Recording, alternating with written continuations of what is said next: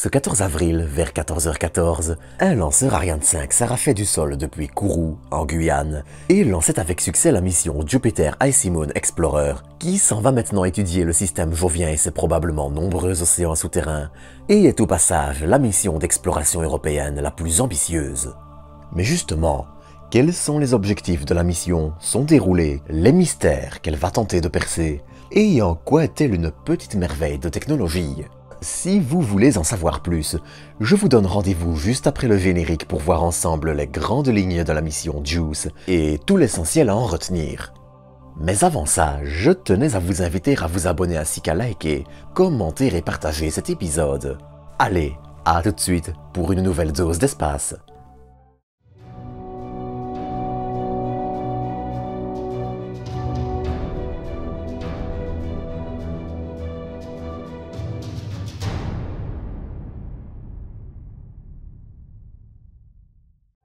Comme je le disais en introduction, ce jeudi était le jour du décollage de JUICE vers Jupiter.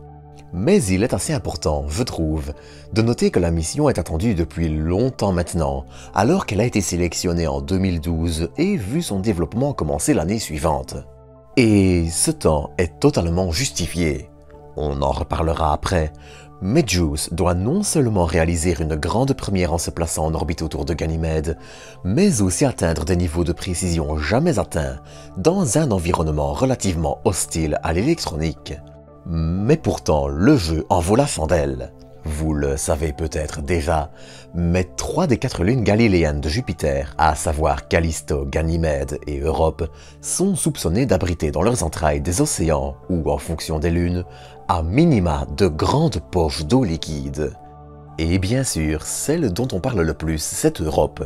Avec sa croûte de glace si unique et sa surface assez active, en témoigne entre autres l'absence de cratères d'impact, il est quasiment certain qu'Europe abrite un océan profond de plusieurs dizaines de kilomètres, voire même quelques centaines, dans ses entrailles. Mais pour plus de détails, je vous renvoie à l'épisode dédié à Europe. Car 2 autres lunes, Callisto et Ganymède, sont elles aussi soupçonnées d'abriter de l'eau liquide sous leur surface.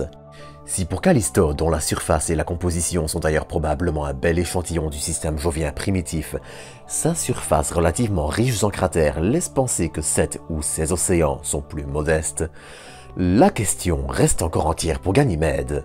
Alors, il faut le dire, la nature précise de ces océans nous échappe. Si leur conductivité face au champ magnétique de Jupiter laisse peu de doute sur le fait qu'ils sont assez imposants, on peut aussi supposer que, malgré l'absence de lumière, l'eau pourrait être suffisamment chaude dans les entrailles des lunes pour représenter des conditions propices à la vie. Sauf que, en parallèle, la composition précise de ces lunes, la profondeur de ces océans, leur température, si les briques du vivant sont disponibles sur ces lunes, comment ils interagissent avec leur surface et encore bien d'autres, sont autant de questions qui restent sans réponse.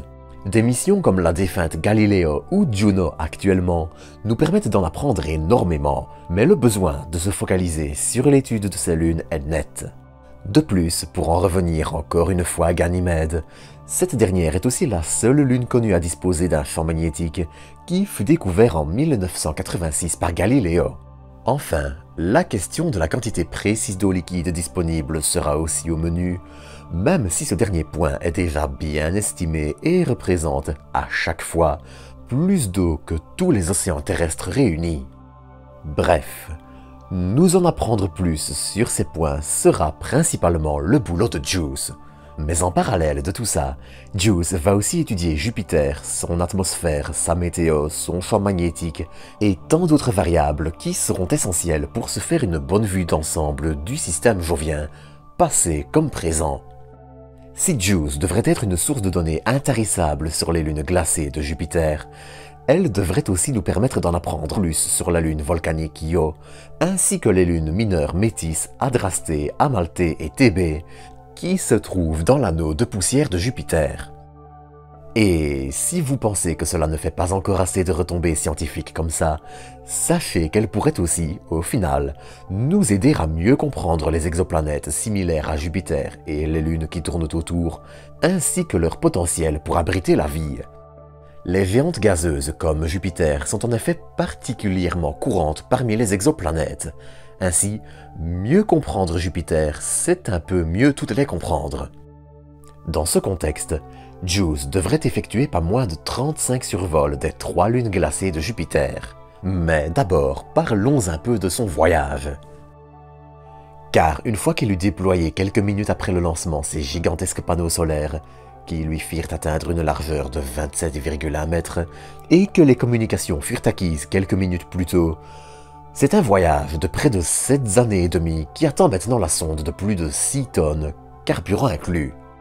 Dans un premier temps, elle devrait effectuer une manœuvre d'assistance gravitationnelle en utilisant le système Terre-Lune en août 2024.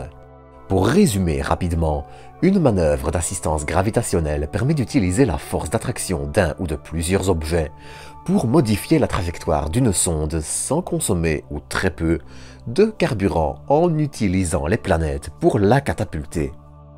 De telles manœuvres peuvent sembler inutiles, mais en sauvant plus de carburant, elles permettront à la sonde d'effectuer plus de manœuvres autour de Jupiter, et ainsi d'en étudier les lunes plus longtemps. D'ailleurs, la manœuvre qu'elle effectuera avec le couple Terre-Lune sera une première du genre, mais bref. Elle devrait ensuite survoler Vénus en août 2025, puis 2 fois la Terre en septembre 2026 et janvier 2029, avant de se placer en orbite autour de Jupiter en juillet 2031. D'ailleurs, si le survol est approuvé, elle devrait aussi survoler le 15 octobre 2029 l'astéroïde 223 Rosa, qu'elle pourrait approcher pour relativement peu de carburant. Mais ce survol n'est pas encore approuvé, donc bref. Comme je le disais il y a quelques minutes, elle devrait ensuite effectuer en tout 35 survols des lunes glacées, la majorité étant prévue pour Ganymède et Callisto. En effet, si Europe reste une cible particulièrement intéressante, c'est l'américaine Europa Clipper qui devrait se focaliser sur elle à partir de 2030, durant ses 4 ans de mission autour de Jupiter. D'ailleurs, son décollage devrait avoir lieu l'année prochaine depuis une Falcon Heavy, mais on en reparlera d'ici là, donc abonnez-vous pour ne rien manquer. Une fois arrivée autour de Jupiter en juillet 2031 et ses 35 survols de Lune effectués, elle deviendra en décembre 2034 le premier appareil à orbiter une autre Lune que la nôtre, à savoir Ganymède. Elle se placera en effet en orbite à 5000 km d'altitude avant de descendre à 500 puis 200. Et enfin, après environ 280 jours passés autour d'elle à l'étudier et son carburant presque épuisé, elle réalisera un dernier plongeon pour s'écraser sur la plus grande lune du système solaire. Bien sûr, tout ceci peut encore être amené à changer. Un bon lancement de la part d'Ariane 5 peut, par exemple, faire économiser du carburant en nécessitant une correction de trajectoire plus faible, comme ce fut le cas pour Webb, ce qui permet aussi d'augmenter sa durée de vie d'ailleurs, et comme des manœuvres d'assistance gravitationnelle bien réalisées peuvent le faire. Ainsi, en économisant du carburant, il est toujours possible de voir des extensions de mission, et c'est bien trop tôt pour graver ces dates dans le marbre. Enfin, durant ces plus de 3 ans et demi minimum de phase scientifique, JUICE devrait exploiter 11 instruments qui incluent des caméras, spectrographes en proche infrarouge, ultraviolet et submillimétrique, altimètre, radar, magnétomètre, instruments de mesure du plasma et d'ions, spectromètre de masse et encore quelques autres. Et pour faire fonctionner toute cette panoplie, JUICE embarque pas moins de 85 mètres carrés de panneaux solaires. Cela peut sembler énorme, mais c'est en fait assez modeste. Vous allez voir. On n'y pense pas toujours, mais Jupiter est à 778 millions de kilomètres du Soleil, alors que nous ne sommes qu'à 150 millions de notre étoile. Cela peut sembler peu, mais à de telles distances, et assez contre-intuitivement, le Soleil n'est plus que l'ombre de lui-même.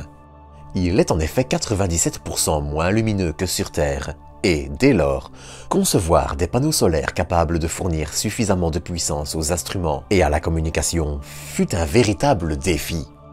Le retour d'expérience de la mission Rosetta, qui visita la comète 67P Churyumov-Gerasimenko, et même si elle fut en phase de sommeil lorsqu'elle était au plus loin de la Terre, fut d'ailleurs une aide assez intéressante pour leur développement. Mais bref.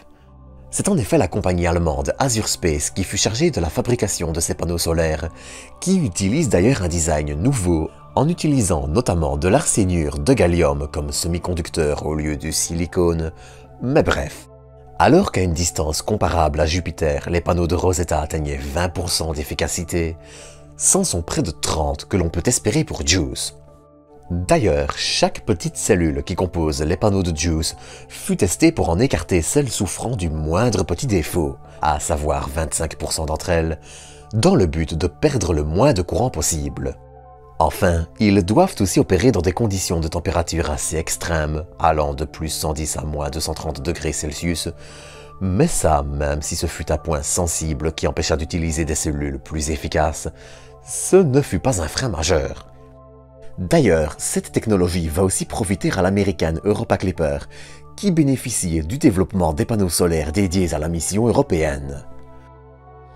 Et dans tout ça, Juice doit encore aussi survivre dans l'environnement électromagnétique de Jupiter, qui est assez hostile à l'électronique, ce qui, là aussi, demande une conception solide. L'électronique devant ainsi être protégée des interférences, et chaque détail devant être pensé avec ça en tête. Et c'est sur ceci que je vais terminer cet épisode. J'espère que vous l'aurez apprécié et je vous donne rendez-vous dans quelques jours pour une nouvelle vidéo. D'ici là, prenez soin de vous, prenez soin des autres, et à très bientôt pour de nouvelles doses d'espace.